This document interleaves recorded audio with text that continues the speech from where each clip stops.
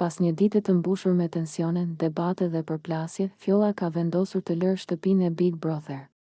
Ajo që nisi si një ditë e zakonshme brenda shtëpisë u kthye në një seri përplasje dhe keqkuptimesh që i dhanë fund qëndrimit të saj. Gjithçka kulmoi gjatë pasdites, kur Fjolla u përfshi në përplasje të njëpasnjëshme me disa nga banorët, Labinoti, Alba, Eliona, Benita dhe Arditi.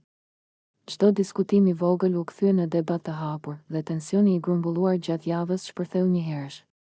Fjolla u ndje e mbingarkuar dhe e izoluar, ndërsa përplasjet e njëpasnjëshme e bën të kuptojë se nuk mund të vazhdonte më të qëndronte aty pa ndjerë lodhje emocionale.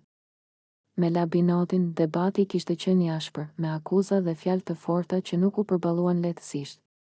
Me Alban dhe Elionën, situata mori një ton personal, ku secili përpiqej të tregonte pozicionin dhe të impononte mendimin e vet. Përplasja me Benitën dhe Arditin e bëri situatën edhe më komplekse, duke krijuar një atmosferë të rënduar dhe shpesh të pakëndshme. Fjolla nuk ishte thjesht e lodhur fizikisht, ajo ndjeu një peshë të madhe emocionale, presionin e lojës dhe ndikimin e vazhdueshëm të kamerave.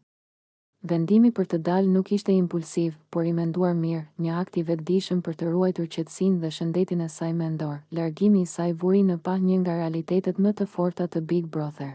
Presioni psikologjik brenda shtëpisë është real dhe mund të jetë i papërballueshëm, edhe për personazhe të fortë dhe të përgatitur.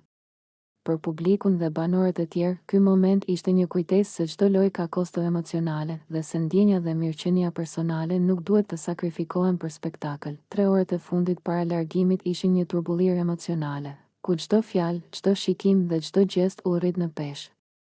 Banorët mbetën të heshtur, të befasuar dhe të ndarë mes shqetësimit, habis dhe zhgënjimit.